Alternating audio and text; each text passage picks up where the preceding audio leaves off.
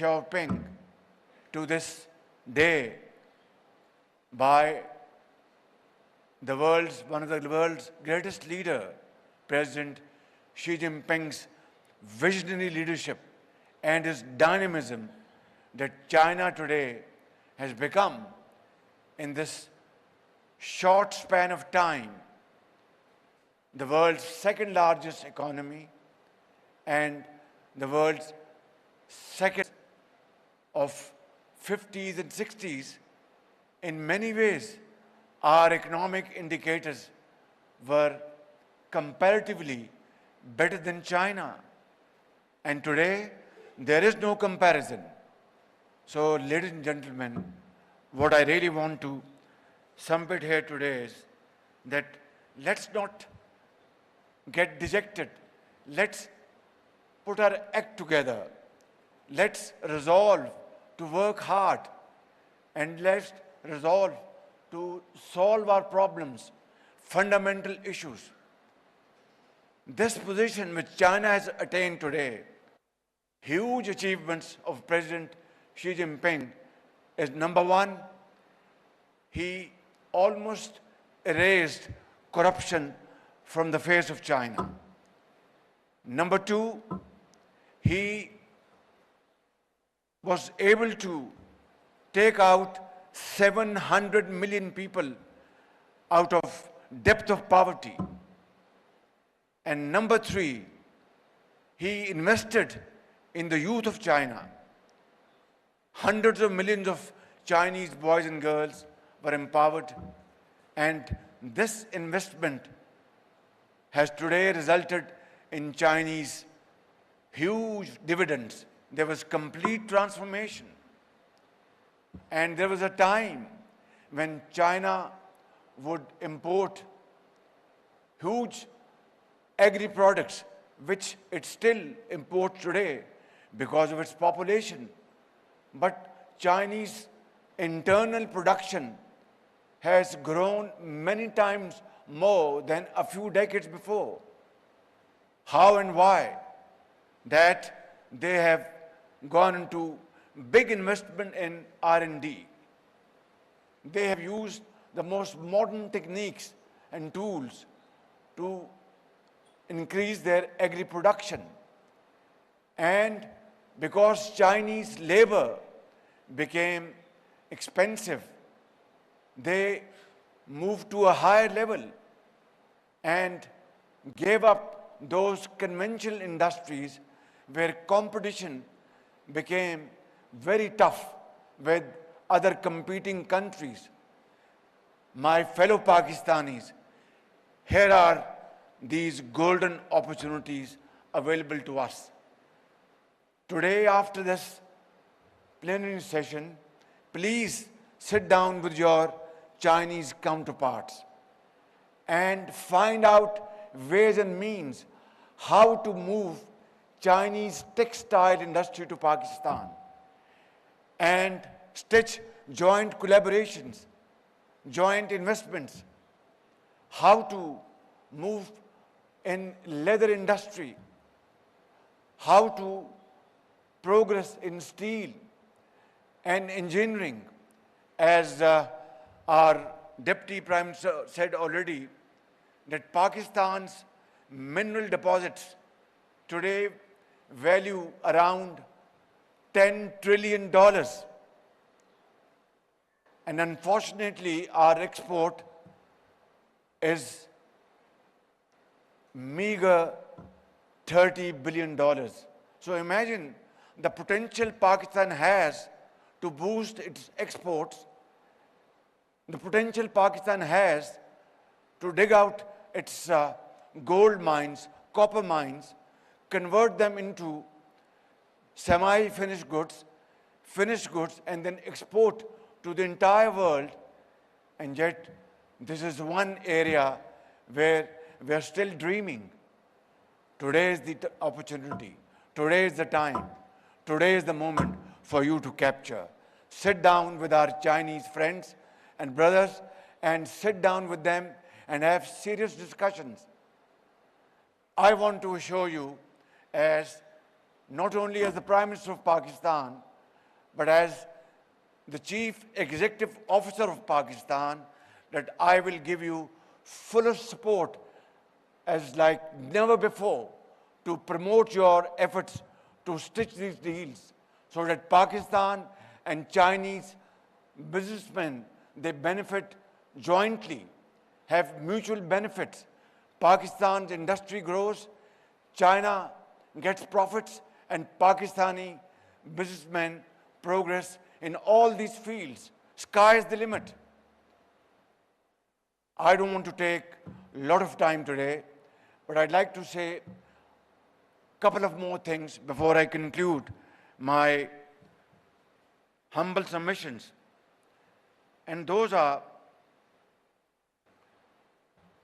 that, and this is not that I'm speaking for myself. Please don't misconstrue me. Shenzhen speed. This was a remarkable achievement of late Deng Xiaoping, and then which was added on most ably by President Xi Jinping. This is back in 2017 that I was meeting chairperson of Chinese Exim Bank, and she said, Chief Minister, I want to congratulate you for Punjab speed. I was a bit confused. I said, what I've done that this has been coined as Punjab speed by our very honorable Chinese chairperson of Exim Bank and other colleagues sitting over there. She said, I said, thank you very much, madam, but I don't deserve these compliments. She said, no, Chief Minister, what you have done in Punjab, be it Orange Line, be it your infrastructure and other projects which you have done, is remarkable. Therefore, I'd like to call it Punjab speed. Today, when I've come to this great city, I had been here in the past as well. Now I understand what she meant by this Punjab speed, that I should come to Shenzhen and see this sprawling city, see this mighty progress, see this complete transformation, and go back to Pakistan learning a lesson from Shenzhen speed. This is Punjab speed, which we will convert to Pakistan speed. But ladies and gentlemen, this is not an easy task. Easier said than done. Please go through the history of Chinese struggle, starting from Long March. We all know about it. I don't want to go into that. And then various periods of Chinese history in the last 7 decades. But through all these difficult times, Chinese people swam together. They never lost hope. And this is a fact that China was being encircled by many. I don't want to go into that detail. Suffice it to say that there was every effort made to encircle China. But the Chinese people's strength, their iron resolve, and their leadership, they decided that they will not succumb to that pressure, and they will pass through this pressure, make their way through hard work, untiring efforts, and sweat and blood. And this is what China today is. And I would like to compliment all of you for this great achievement. I will go back to Pakistan with this resolve that come what may, we will follow this model of great economic transformation in Pakistan. Again, easier said than done, but then this model for us is enough to copy and emulate if we are sincere to our purpose, if we are sincere to the people of Pakistan, if we are sincere to posterity. By God, I can tell you, this is difficult, but not impossible. So let's resolve today that this event in this great city of Shenzhen is an event which can create history, make history for all of us. And I want to finally mention that not only I will be with you all the way, we have already started structural changes in Pakistan. We have already started controlling corruption, although there is no country in the world which has completely erased corruption, be it Norway or Denmark, but they have controlled corruption to a very large extent. And since we are sitting here like a family and talking freely without any inhibition, I have to confess that we have problems in Pakistan. But inshallah, with this great team sitting here in this hall and back in Pakistan, jointly, we will struggle and make Pakistan truly Qaid-e-Azam Pakistan, truly a welfare state Pakistan, for which millions of people gave their blood, they sacrificed for Pakistan while traveling from India to Pakistan with this ardent hope in their eyes that there will be a land where hard work, honesty of purpose will be the order of the day. Unfortunately, that has not been the case. But it's never too late, as somebody said over here. Let's start this journey today and follow this Chinese model. And I have to also accept and appreciate the dynamism of Chinese leadership, President Xi Jinping, how he has evolved a wonderful system to bring peace in this world where there are warring factions, wars going in various parts of the world through Belt and Road Initiative. And under Belt and Road, CPAC, through which Pakistan has benefited immensely. And more than $25 billion worth investment was committed in Pakistan by Chinese investors. My dear Chinese brothers and sisters and Pakistani brothers and sisters,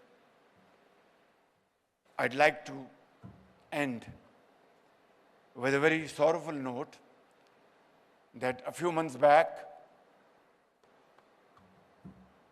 our 5 Chinese brethren were killed in a terrorist attack in Bisham, north of Pakistan. And this dastardly act was most heart-wrenching. That day, entire Pakistan was in tears. That day, we were all very sorrowful. That day, we were reflecting that a great friend, China, not only great friend, a great neighbor, China, not only neighbor, the most trusted friend, China, who has stood by Pakistan through thick and thin, be it wars, floods, international forums, international issues. China never took a second or had a second thought to stand by Pakistan, came to Pakistan to invest in Pakistan for the well-being of the people of Pakistan, whether it's the people of Balochistan, Sindh, Punjab, or KP, or Azad Kashmir, or Gilgit-Baltistan, through their hard-earned money, and not in millions, but billions and billions of dollars. And yet, we were not able to protect those lives from the perpetrators. Ladies and gentlemen, particularly my Chinese brothers and sisters sitting here, I must tell you that that was one of the most saddest day of my life. Ever since we have taken various measures to put in place a foolproof protection system, a foolproof security system to protect the lives of every Chinese brother and sister working all over Pakistan. I will spare no effort to protect the lives of our Chinese brothers and sisters in Pakistan, and I want to assure you and guarantee you that we will provide them security more than our own children and our own self. And this is my pledge and commitment to you that forever, never again, this will happen again.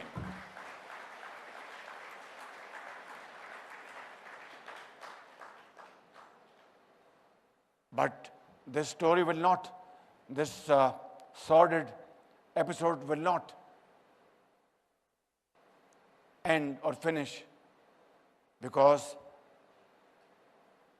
those who have left this world, their kith and kin, will be in tears forever. And have you heard of a society where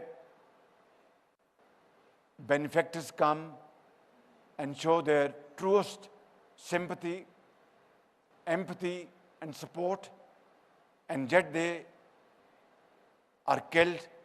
This is something we cannot forgive ourselves. Therefore, ladies and gentlemen, I would like to offer my sincere condolences on behalf of the people of Pakistan, myself and government of Pakistan, and share our grief with the bereaved families. And I would also like to, it will be unfair to myself and to all of those families if I did not offer sincere apologies to them and to the people of China. God bless you. Pakistan-China friendship, Zindabad.